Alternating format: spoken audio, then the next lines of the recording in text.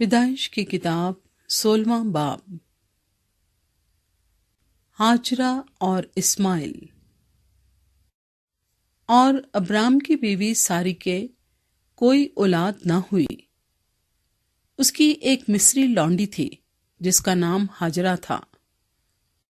اور ساری نے ابرام سے کہا کہ دیکھ، خداوند نے مجھے تو اولاد سے محروم رکھا ہے، سو تو میری لونڈی کے پاس جا، شاید اس سے میرا گھر آباد ہو۔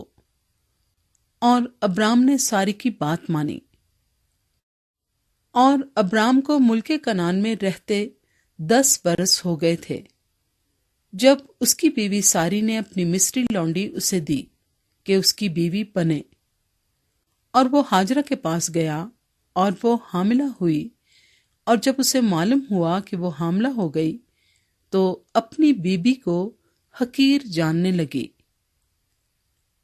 تب ساری نے ابرام سے کہا کہ جو ظلم مجھ پر ہوا وہ تیری گردن پر ہے۔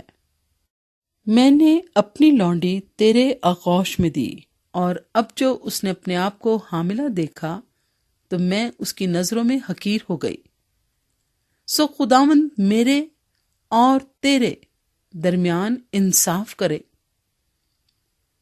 ابرام نے ساری سے کہا کہ تیری لونڈی تیرے ہاتھ میں ہے، جو تجھے بھلا دکھائی دے سو اس کے ساتھ کر۔ تب ساری اس پر سختی کرنے لگی، اور وہ اس کے پاس سے بھاگ گئی۔ اور وہ خداوند کے فرشتے کو بیابان میں پانی کے ایک چشمے کے پاس ملی۔ یہ وہی چشمہ ہے جو شور کی راہ پر ہے۔ اور اس نے کہا، اے ساری کی لونڈی ہاجرہ، تو کہاں سے آئی اور کدھر جاتی ہے؟ اس نے کہا کہ میں اپنی بیوی ساری کے پاس سے بھاگ آئی ہوں۔ خداوند کے فرشتے نے اس سے کہا کہ تو اپنی بیوی کے پاس لوٹ جا اور اپنے کو اس کے قبضے میں کر دے۔ اور خداوند کے فرشتے نے اس سے کہا کہ میں تیری اولاد کو بہت بڑھاؤں گا، یہاں تک کہ کثرت کے سبب سے اس کا شمار نہ ہو سکے گا۔ اور خداوند کے فرشتے نے اس سے کہا کہ تو حاملہ ہے اور تیرے بیٹا ہوگا، اس کا نام اسماعیل رکھنا، اس لیے کہ خداوند نے تیرا دکھ سن لیا۔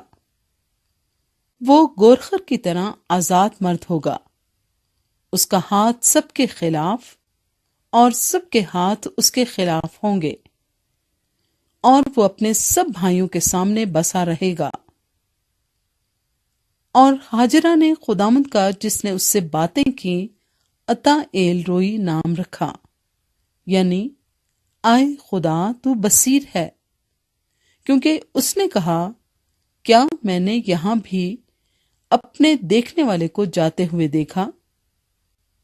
اسی سبب سے اس کنویں کا نام بیر لہی روئی پڑ گیا۔